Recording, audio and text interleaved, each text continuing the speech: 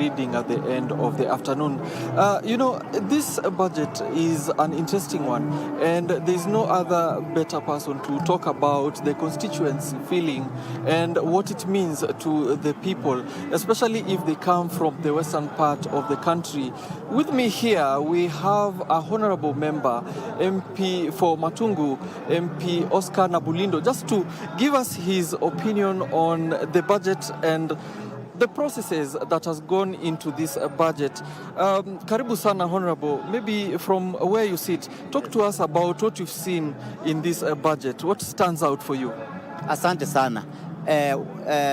What is standing out for me in this budget is it's one of the biggest, largest budget that Kenya has ever processed, that the Parliament has ever processed. We are talking an amount of 4.2 trillion Kenya shillings. That this is a budget that Kenya has ever experienced before. And the most important thing in this budget is that we want to close the gap. We reduce borrowing. I can see Waziri has put at 2.7 trillion shillings. That is what we are able to raise domestically. And when that means we have a deficit of almost 900 billion or 1 trillion. It means we have to borrow either externally or internally to make sure to be able to fulfill this budget.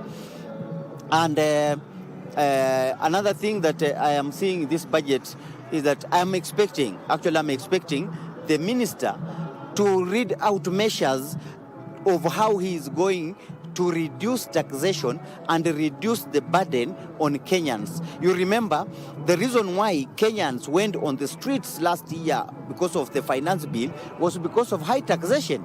So I'm not expecting the minister to repeat the same mistake where taxation is very high and Kenyans are going to on the streets again.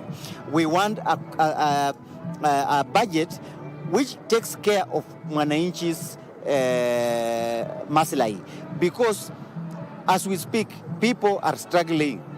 The prices of commodities are very high. The fuel is very high.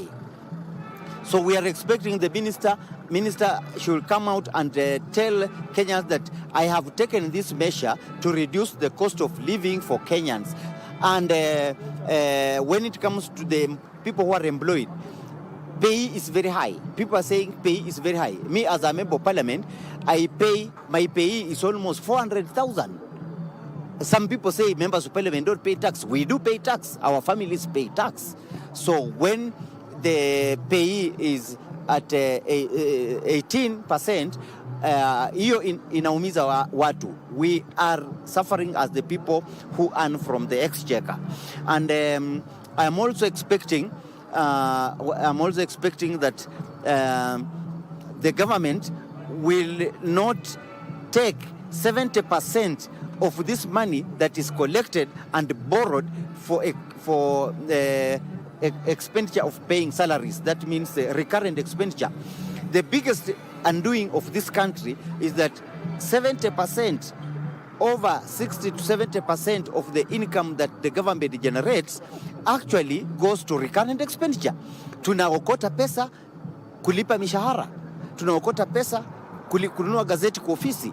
We want this government to come up with the measures to curb wastage and reduce recurrent expenditure and put more money in development expenditure. Thank you very much for speaking to us. We also don't want to take so much of your time. We understand you are going for a committee meeting. Yes. Best of wishes as we continue to learn more about this budget and to your work in that committee. Thank you very much, Honorable Oscar Nabulindo. Thank you so much. Yes, there you go, Brian. As we continue seeking